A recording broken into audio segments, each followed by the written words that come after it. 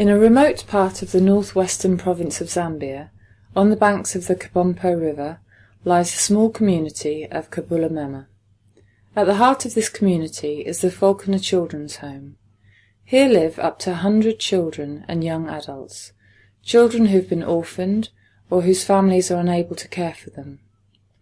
Many children are here because their mothers died in childbirth or soon afterwards because of poor medical provision.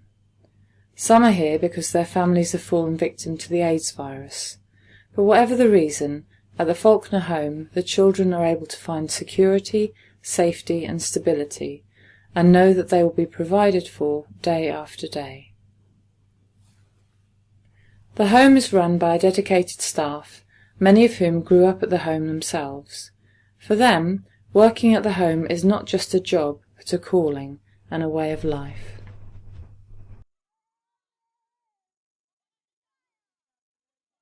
The home was established by Lilius Falconer, a nurse from Manchester, who travelled to northern Rhodesia, now Zambia, in 1946, to work at a leper hospital in the village Chitokoloki.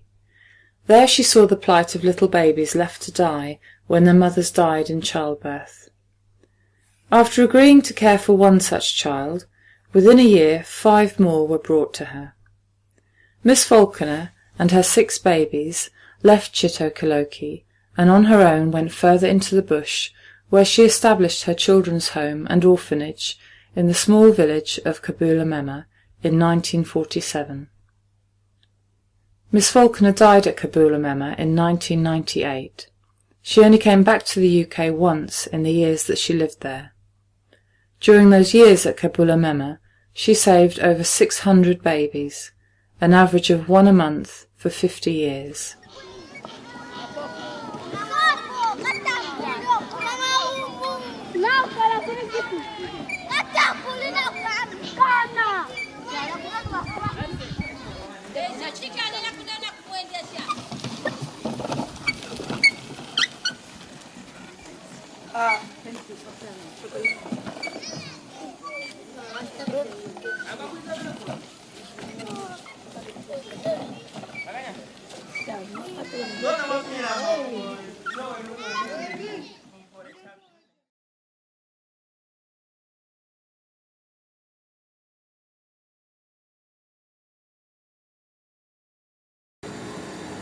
It is a home that has a lot attached to it.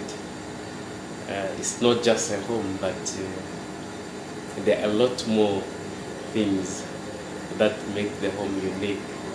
We have the orphans that we look after, we have the aged that we look after, and not only that, the entire community of Kabulamema depends on this home. Especially that we have a lot of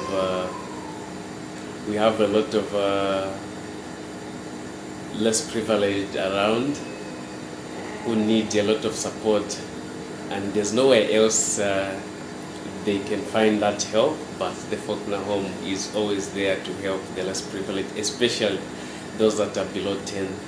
We are helping quite a lot. I think I can give an example of the deaf boy who came, and he lives with a grandmother, and this grandmother cannot afford even a t-shirt, a shirt and the trousers, and so the home really provides for such. And the main thing that makes the home unique is the orphans that we look after. The home looks after a day-old baby up to young adults. Yes, so that really makes the home unique, and that makes it good to everyone who stays within the home.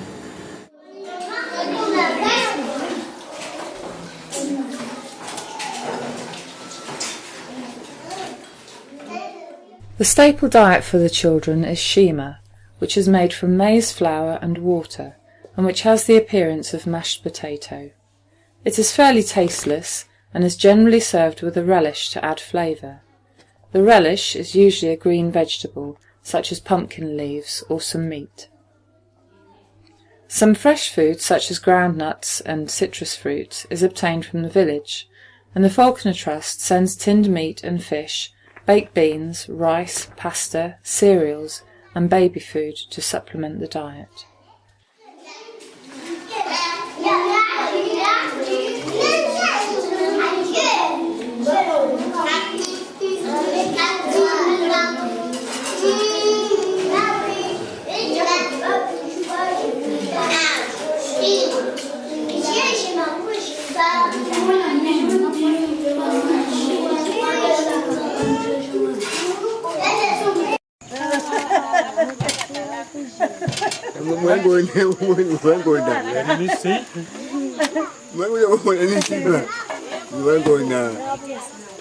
Put hot in there.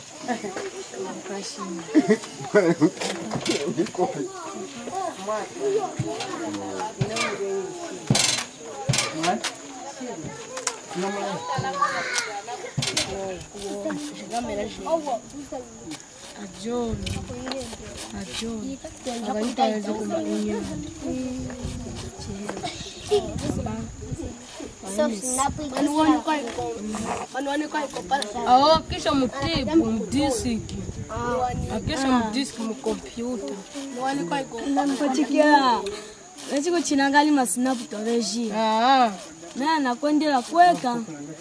Udalo muchina sinapu.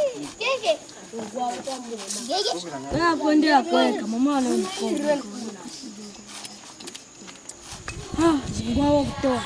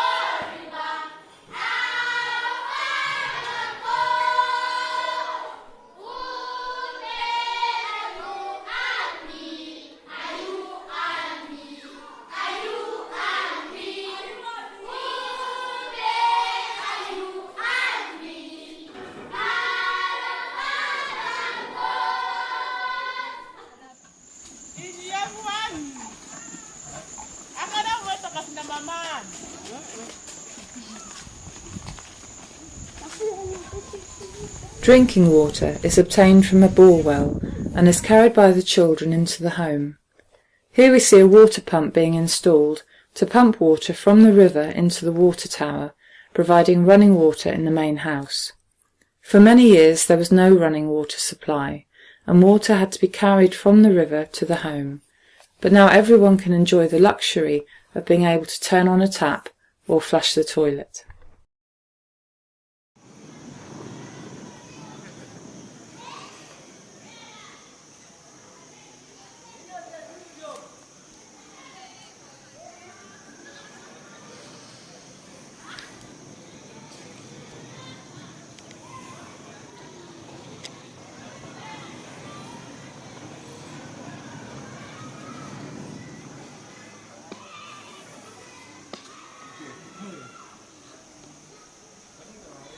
You look at the challenges that you have when bringing up this child. This child would need shelter, this child proper shelter definitely, and this child would need also food. It requires clothing, and then security, education, all that. So, in short, those are children's rights.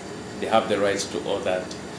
So if these children have the right, it means that we need to provide for all those things which require resources. And these resources are not only financial resources, but material resources too. material resources, human resources, and financial resource is the major one, together with the material. Material, we mean clothing, and not only clothing, but all the things that must be brought together to make this person know that I'm living or I'm being cared for. Food also is another challenge that we face. Everything we really have to buy and barter. So to find food for the day is always a challenge. Clothes also, we need to buy clothes. And looking at our economy, it's not a stable economy. Our economy really is something that one would not boast of. So we have a lot of challenges.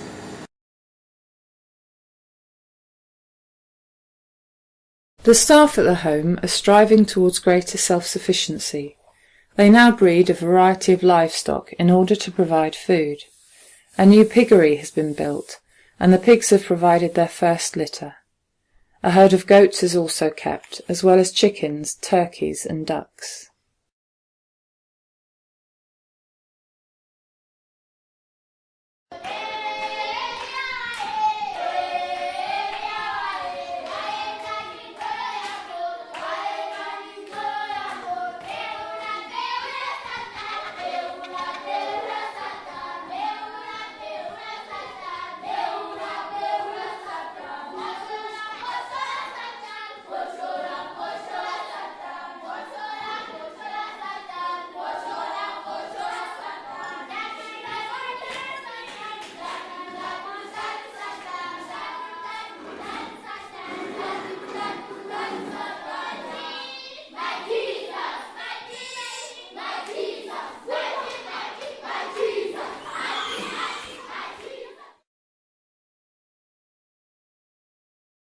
In the town of Kabompo, some 35 miles from Kabulamema, is situated a petrol station owned by the Falconer home. The running of the station has been taken over by a company who give the home a share of the profits. This ensures that the home has a regular supply of diesel to run its electricity generator.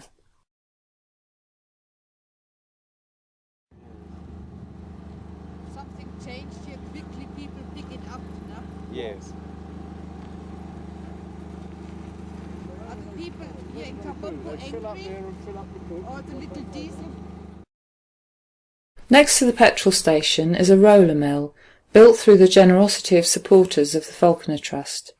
When it's ready to go into operation, the mill will be able to produce maize flour, not only for the needs of the home, but also for customers. It should therefore be able to generate a good income, helping the Falconer home to be more self-sufficient.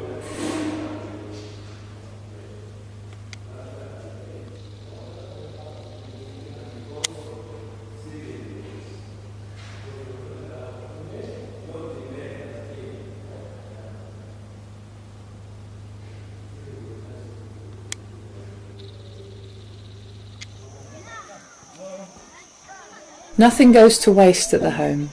This carcass of a shipping container is being used as the structure for a food stall.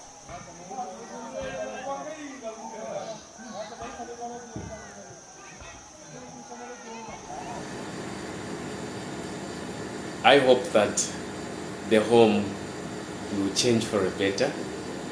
What do I mean by saying that? I hope to see this home grow to a level where our children will be able to live like children that are living in their homes, like any other child living with their parents, I would say. So how do we do that, or how are we going to do that? How do we hope to do that? By ensuring that every worker, it starts from us who are volunteering to work for these children. I hope to see all the volunteers, all the workers know really, or maybe to be child-centered, children-centered, to put children at heart, to say whatever we do, if you are sweeping, you really have to know that I'm sweeping because this child has to live in a clean environment. So if workers have that mentality, everything will really change. Again, another thing is to see the home really start generating itself, its own income, other than always depending on what the people from the UK send for us. In the time when there's a period when we don't receive what we ought to receive from the UK. So how do we survive within this place? So I hope that we find some ventures that we get into. God has blessed us with some of the assets that we have to put to use, and those assets really, I hope that we put them to use. Like the director has already started with the roller mill. Possibly, I hope to see that roller mill run.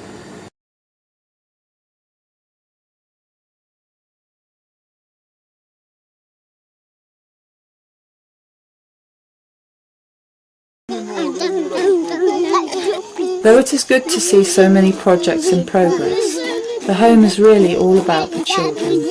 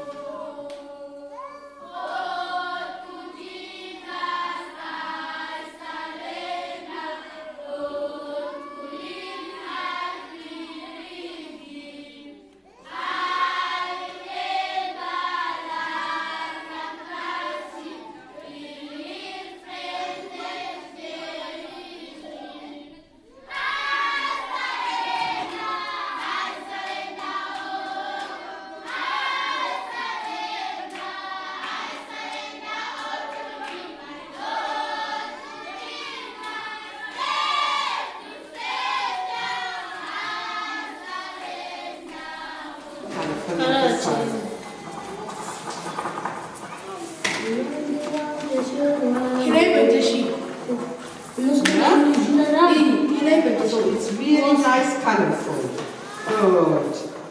Good. That is good. It is very colorful.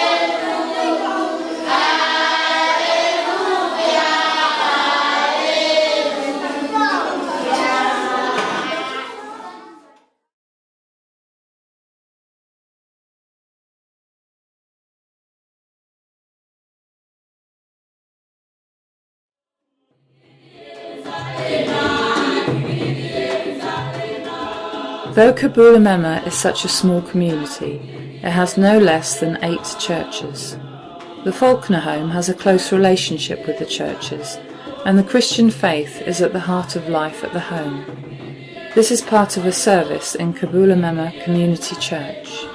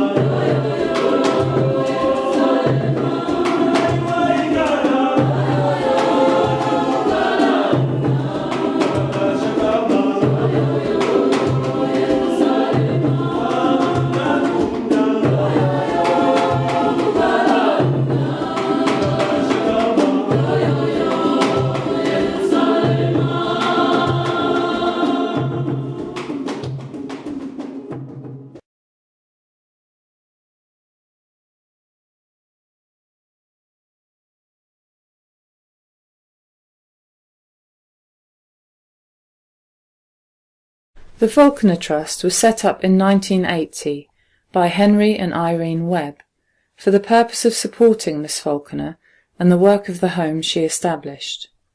The Trust sends out around 480 parcels a year, containing clothes, food, toiletries, medical items, and anything else the home needs.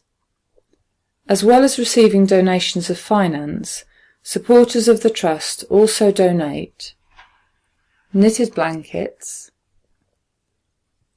knitted jumpers, hats and scarves, new and good quality second-hand clothes and shoes, tinned meat and fish, baked beans, pasta and rice, baby food, nappies and wipes, toothbrushes and toiletries, stationery and educational items. To find out more about how you can help, visit the website or email us. You can also follow us on Twitter. Thank you.